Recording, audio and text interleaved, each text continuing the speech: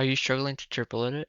Because in this video I'm going to show you the fastest and easiest way to master triple edits. And make sure to watch to the end because I'm going to show you a secret tip to triple edit like the pros.